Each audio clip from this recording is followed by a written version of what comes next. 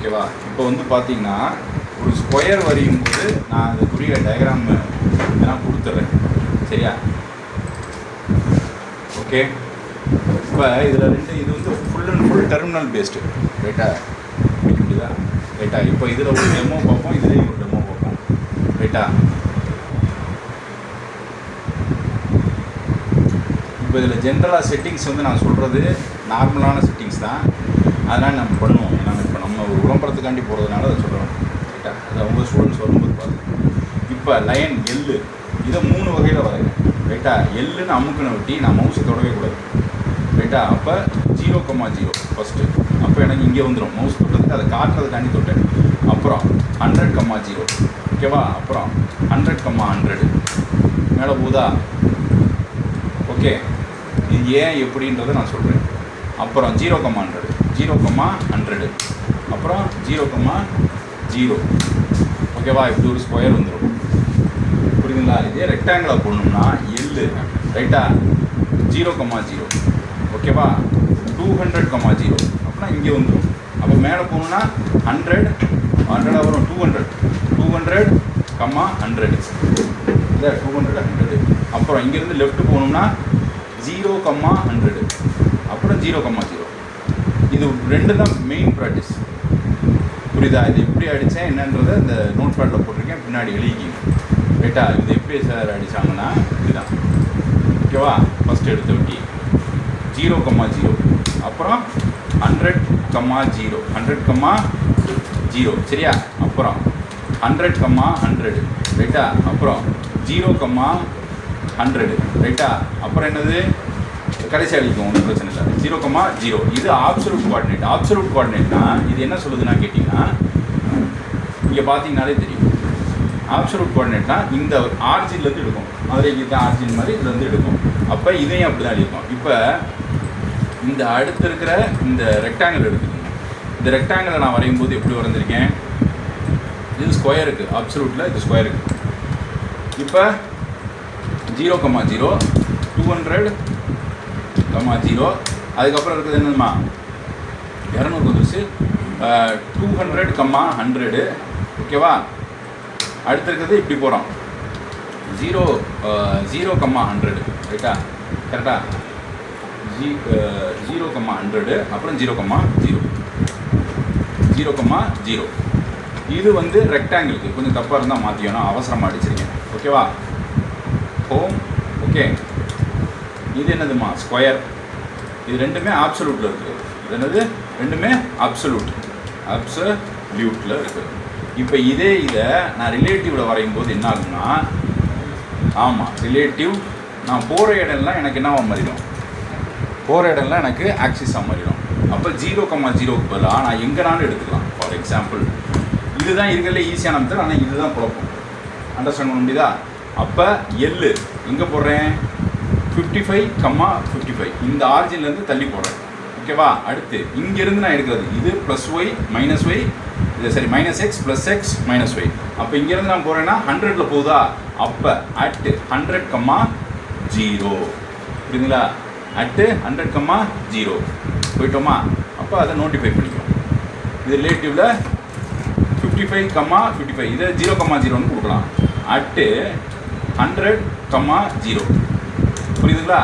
அப்போ எனக்கு என்ன ஆகும்னா, இங்கேருந்து 100க்கு போயிட்டேன். இந்த இடம் எனக்கு axis ஆமாச்சு. +y -y -x +x. அப்போ மேலே போகிறேன். அப்போ என்ன வரும்? at என்ன வரும்? எக்ஸில் கிடையாது. at 0,100 போதா? இப்போ -x +x +y -y. அப்போ இங்கேருந்து லெஃப்ட் போகிறேன். அப்போ at -100,0.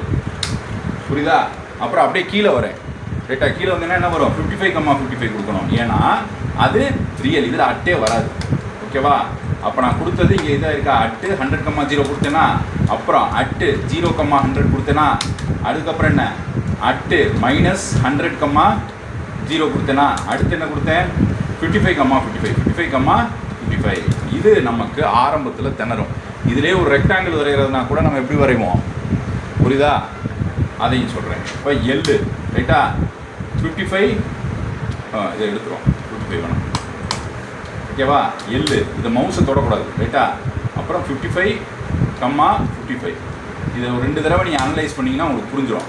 அட்டு 200, 0. ஓகேவா? இப்போ மேலே போகிறேன். அட்டு 0, 100. அதை விட ஈஸியாக இருக்கா? கோஆர்டினேட்னா நம்ம நோட் பண்ணல. அடுத்து லெஃப்ட்டு அட்டு -200, 0. அப்புறம் 0, 0. சாரி 0, 0 கிடையாது. ஓகேவா? இங்கேருந்து வரும்போது இங்கே வந்துடும். அப்போ இது எங்கே வரும்? 55, 55. ஓகேவா? அவ்வளோதான், முடிஞ்சிச்சு. இப்போ இதுதான் வந்து நம்ம எல்லாத்தையும் கொடுத்தது. இப்போ இங்கே வந்து நம்ம ஒரு ரெக்டாங்கிளோ ஏதோ கொடுக்குறதுக்கு அட்டு இதெல்லாம் கொடுத்தாச்சு. எதில் ஆரம்பிச்சோமோ அதில் முடிச்சாச்சு. இப்போ ரெக்டாங்கிள் கொடுக்குறோம்னா என்னம்மா செய்யணும்? ABCDELE. ஓகேவா? முதல் எடுத்த விட்டி 55, 55 இல்லை 255, 255 ஏதோ ஒரு இது எங்கேருந்து கொடுக்குறோமோ கொடுக்கணும். அப்புறம் அட்டு 200, 0. புரியுதா? அடுத்து கொஞ்ச நேரம் போச்சுக்காங்க. அடுத்து மேலே போகிறோம். அட்டு என்ன வரும்? 0, 100. ஏன்னா ரெக்டாங்கிளில் ஒரு சைடு கம்மியாக இருக்கும்ல. அப்புறம் அட்டு -200, 0. ஓகேவா? அடுத்து 55, 55. இப்போ இது ரெக்டாங்கிள். ரிலேட்டிவில் இருக்கிறதுல இது ஸ்கொயரு. ஓகேவா? இது இப்படி பசங்களுக்கு நடந்தால் எந்த அளவுக்கு புரியுன்றதை நான் எக்ஸ்பிளைன் பண்ணுறேன். SQUARE square. ரைட்டா? இதை நான் உங்களுக்கு கடைசியாக நான் எழுத சொல்கிறேன், கொஞ்சம் வெயிட் பண்ணுங்க. ஓகேவா? இப்போ இதில் அப்சல்யூட் கோஆர்டினேட் இதில் இருக்குது, டெஸ்க்டாப்பில் இருக்குது, வச்சுருவோம். ஓகேவா? இப்போ அடுத்து நம்ம வரைய போகிறது என்னென்னா ஒரு க்யூப் வரைய போகிறோம். ரைட்டா? இது 3Dயில் வரப்போகுது. கொஞ்சம் பொறுமையாக தான் இது வரைக்கும் புரியும். 3Dன்றது நம்மளால் ஈஸியாக கற்பனை பண்ண முடியாது. அப்போ 0, 0, 0. அப்புறம் எக்ஸில் நான் போகிறேன். எக்ஸில் போகும்போது எனக்கு என்ன வரும்? 100, 0, 0. ரைட்டா? Cube absolute. ரைட்டா? அடுத்து எக்ஸில் போயிட்டேன். எக்ஸில் நான் கற்பனையிலே சொல்கிறேன், கால்குலேஷன்லாம் கிடையாது. கற்பனைன்றது உங்களுக்கு கால்குலேஷன் தேவைப்படாது. இப்போ 100, 0 போயிட்டேன். இப்போ எக்ஸில் இருக்கேன், நான் இசட்டில் போயிட்டுருக்கேன். அப்போ என்ன வரும்? 0, 100, 0, 100. சரியா? ஆமாம், பொறுமையாக கவனிங்க, அப்போ தான் புரியும். இதை நான் ரிலேட்டிவில் போகும்போது எவ்வளோ ஃபாஸ்ட் ஆகுதுன்னு. சரியா? புரியுதா? 100, 0, 100. அப்போது இங்கேருந்து போய் மேலே போயிட்டேன். அப்புறம் இங்கே என்ன பண்ணோம்? 0, 0, 100. ஒரு ஸ்கொயரை ஒரு சைடு முடிச்சிட்டேன். இப்போ இசட்டில் இருந்து நான் இங்கே நகர்றேன், ஒய் டைரக்ஷனில். அப்போ என்ன வரும்? எனக்கு 0, 100, 100. புரியுதா? கீழே இறங்கிட்டேன் இசட்டில். அப்புறம் கீழே இறங்கிட்டு திரும்ப இங்கேருந்து நகர்றேன். அப்போ 100, 0 இங்கே வந்துட்டேன். இப்போ என்ன பண்ணுறேன்? அங்கே இருந்து நான் அப்படியே மேலே போகிறேன். எங்கே போகிறேன்? 100, 100 போயிட்டேன். ஒன்று நான் இந்த டைரெக்ஷன் எடுக்கணும். எப்படி? ஒய் இசட்டுக்கு காமனாக இருக்குது. 0, 100, 100. ரைட்டா? அடுத்து நான் என்னால் வர முடியாது, ஃபுல் கம்ப்ளீஷன் எக்ஸில் முடிக்க முடியாது. அப்போ என்ன செய்கிறேன்? 100, 0, 0, 100.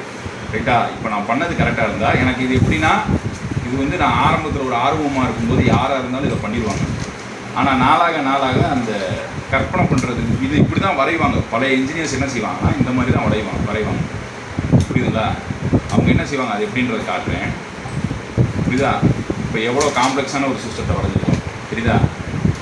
இப்போ இதை அப்படியே நான் 3Dயில் வரைகிறேன். ஓகேவா? இந்த இதை நான் அப்படியே கொடுக்குறேன். ஓகே? இதை கொடுக்கும்போது எனக்கு கரெக்டாக வரணும். ஓகே? இப்போ இந்த இடத்துலேருந்து வரணும்.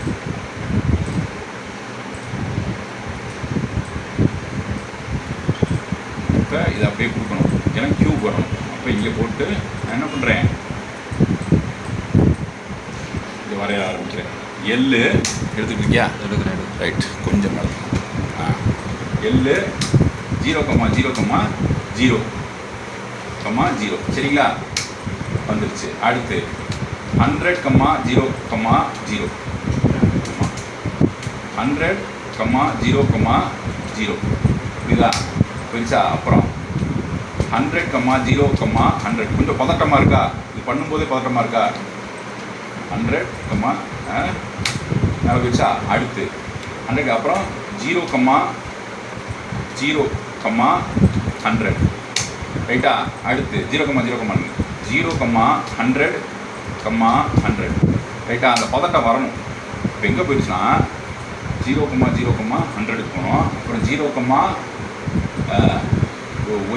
ஒய்யில் 100, ஓகே 100. அப்புறம் 100, 100, 0. புரியுதா? அதே ஸ்பாட்டு. அப்போ இதுதான் முன்னாடி வரணும். புரியுதுங்களா? அப்போ திரும்ப நான் என்ன செய்யணும்? 0,0 போகணும். 0,0,0 வந்துருச்சா? இப்போ இங்கேருந்து லெஃப்ட்டுக்கு போகணும். அப்போ 0, இதை கொடுக்கணும். என்ன இது 0, 100, 100. புரியுதா? எவ்வளோ காம்ப்ளெக்ஸாக இருக்கு பாருங்க. இப்போ ஒய்யில் 100. ஓகே. இப்போ நம்ம தப்பு பண்ணியிருக்கோம். இப்போ என்ன செய்யணும்னா 0, 100. ஓகேவா? இப்போ இந்த ஸ்பாட்டுக்கு போகணுமா? இந்த ஸ்பாட்டுக்கு போகணும்னா என்ன அர்த்தம்? ஒய்யிலையும் இதுலேயும் 0, 100. அப்போ 0, 100, 100. புரியுதா? இங்கே வந்துடுச்சா? ஒரு மாதிரி குழப்பம். சரிங்களா? இதுதான் 3Dயில் வரைகிறது. தெரியுதா? இதுதான் 3Dயில். இது இந்த மாதிரி நீங்கள் அலைன் பண்ணி வரைஞ்சால் கூட கஷ்டம். இது அந்த காலத்தில் அசம்பிளி லாங்குவேஜ்ன்றாங்க இல்லை, அது மாதிரி தான் இந்த மாதிரி தான் ஃபீடு கொடுப்பான். ரைட்டாக? இதை நீங்கள் கொஞ்சம் ஃபார்மேட் பண்ணி வரைஞ்சி போடுங்க, அப்போ தான் பதட்டம் போகும். ஆனால் இந்த மாதிரி மெத்தடில் யாரும் யூஸ் பண்ண மாட்டாங்க. இப்போ அடுத்து நம்ம பார்க்க போகிறது என்ன மாதிரி மெத்தட்னா, இப்போ ஒரு பொருளை பார்த்தீங்கன்னா 2 இருக்கும். இப்போ இந்த பிள்ளையார் இந்த மீனாட்சி அதை காட்பான். இந்த மீனாட்சி சிலையை பார்த்தீங்க, இங்கே பார்த்தீங்க, இப்படி தெரிஞ்சுக்கலாம். இங்கே இருக்கிறது பிள்ளையார்லாம் பார்க்குறீங்களா? இதுதான் வந்து அன்ஃபார்மேட்டடு. இதெல்லாம் வந்து பார்த்தீங்கன்னா ஒரு இதுக்கு வடிவம் இருக்கணும். வடிவம்னா என்ன சென்ஸ்ன்னு கேட்டிங்கன்னா ஃபார்ம்னு ஒன்று. இப்போ ஒரு முச்சந்தியில் ஒரு பிள்ளையார் வைக்கிறான்னா எது வைக்கிறேன் சொன்ன கான்செப்ட் தான். அதோட கான்டூர், அதோட வடிவம் தெரியணும். கோபமாக வந்தால் கூட சாந்தமாயிடும். அது எப்படின்னா பிள்ளையாரை எப்படி அந்த மாதிரி தான் இந்த ஃபார்ம்ன்றது. ரைட்டுங்களா? அப்போ இது வந்து ஃபார்ம், இதோட அவுட்டர், பிள்ளையாரோட அவுட்டர் மாதிரி இந்த எட்ஜஸ். இல்லை ஃபால்ஸ் லைன் மெத்தட்னா நம்ம போட்டுருப்போமா? ஃபால்ஸ் லைன் மெத்தட் அங்கிட்டு இங்கிட்டு போகுதா, இதுனா அதில் வர அவுட்ரு. அப்போ இதை வந்து நம்ம இந்த மாதிரி தான் இது பண்ணணும், யோசிக்கணும். அதுக்கப்புறம் தான் நம்ம என்ன செய்யணும்னா அந்த லைனு, சர்க்கிளு இதுக்கு தான் போகணும். இப்போ இந்த கான்செப்டை முடிச்சிட்டோம். இதை நீங்கள் கோஆர்டினேட் சிஸ்டத்தை நீங்கள் எழுதி வச்சுக்கணும். இப்போ அதுக்கப்புறம் நான் என்ன செய்வேன்னா அடுத்து எடுக்கும்போது இன்னும் வந்து உங்களுக்கு இது எடுக்கணும், இதுலேயே 3Dலேயே எடுக்கணும், அப்புறம் இது எடுக்கணும். ரைட்டா? அதனால் இதை எழுதி வச்சுக்கணுமா. இது கொஞ்சம் தப்பாக இருக்காது, பட் ஆனால் கொஞ்சம் அந்த டைரெக்ஷன்ஸ் மாறும். எனக்கு அலைன் பண்ணி கொடுனா அலைன் பண்ணி கொடுத்துருவோம் சொல்லுவேன். ஆனால் நம்ம அப்படி பண்ணக்கூடாது. ஏன் நம்ம தான் அதை ட்ரை பண்ணணும். ஓகேவா? இதை எழுதிக்கிங்க. ஓகேவா? நன்றி.